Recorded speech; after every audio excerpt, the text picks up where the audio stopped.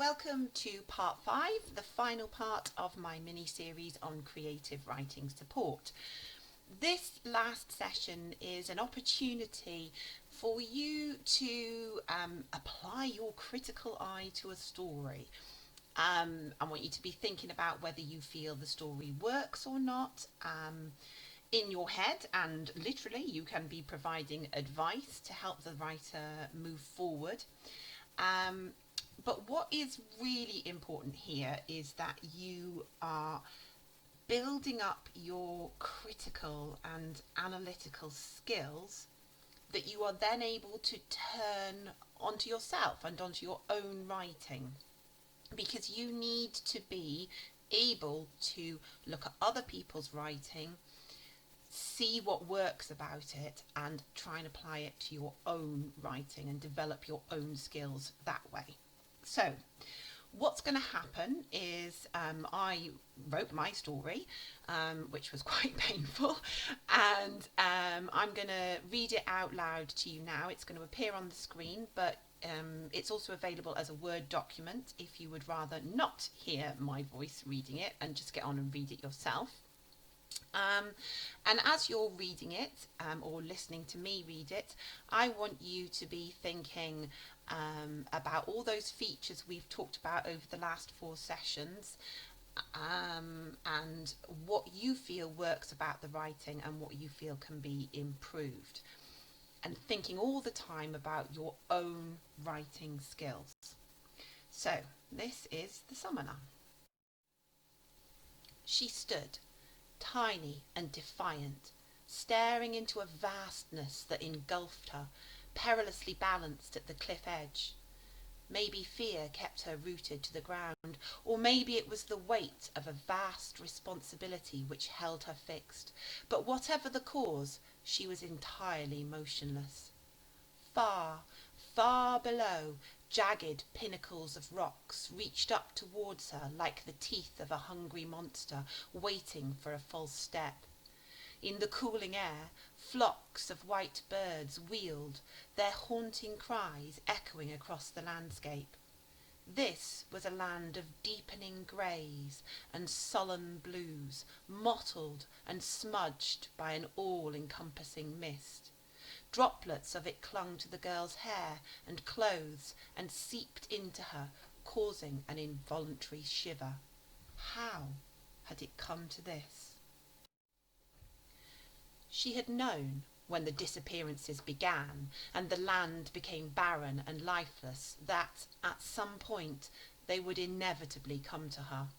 She was the summoner, after all. Gift or curse, she had gained the power to call upon beings from the mist lands, beings of vast power and intelligence, unlike anything in her own world.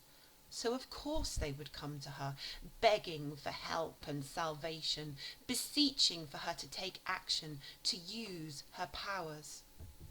All this meant she now stood at the edge of all things, staring fixedly into the fog-shrouded otherness of the mist lands.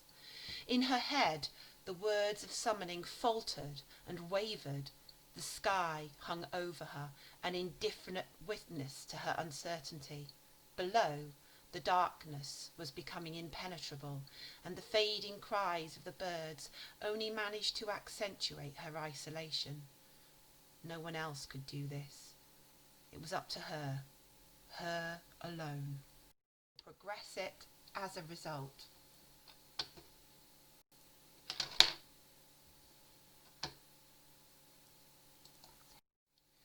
Right, well, that was my story. You are most welcome to read it again yourself or listen to it again. The idea being that you are pulling together your thoughts on it. I'm totally happy for you to write me an email or a message on Show My Homework and tell me what you feel I could work on, what I could do to improve it. Certainly, whenever I let my own daughter have a read of it, she had plenty of views on how I could make it better. And also, obviously, I still feel like there are things that I could do to adapt and improve.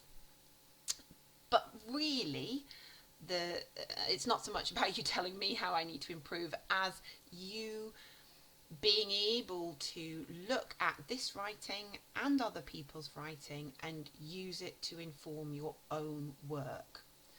So it's about you on a very personal level looking at other people's writing and considering how you might adapt or progress your own writing as a result of reading others.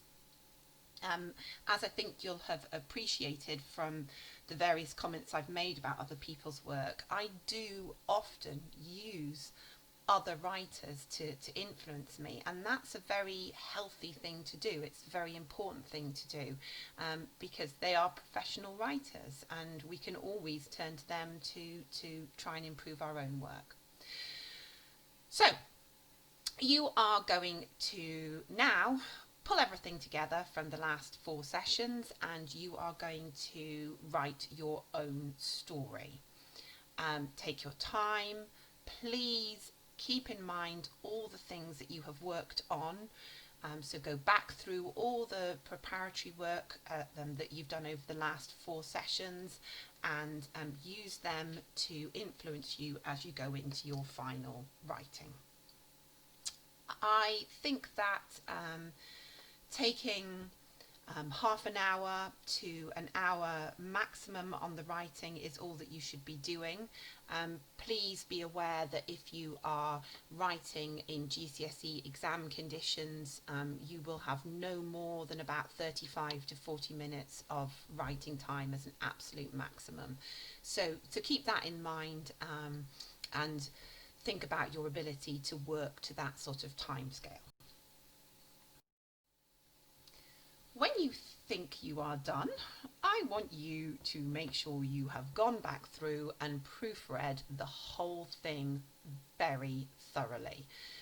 I think I hardly ever have had handed to me a story which does not have any technical mistakes in it, and that's true right up through to A-level work.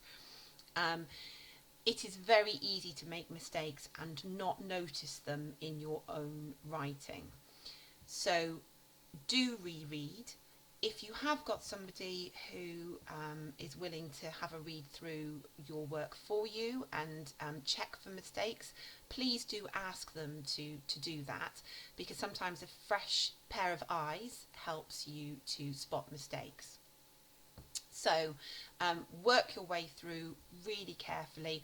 Think about your punctuation. Think about those sentence structures and those paragraph structures, and make sure you are accurate as well as using for effect. So thank you very much for listening to this series. I hope that you have found it useful, and I hope that you enjoy the writing, the creative writing that you've done now and that you do in the future.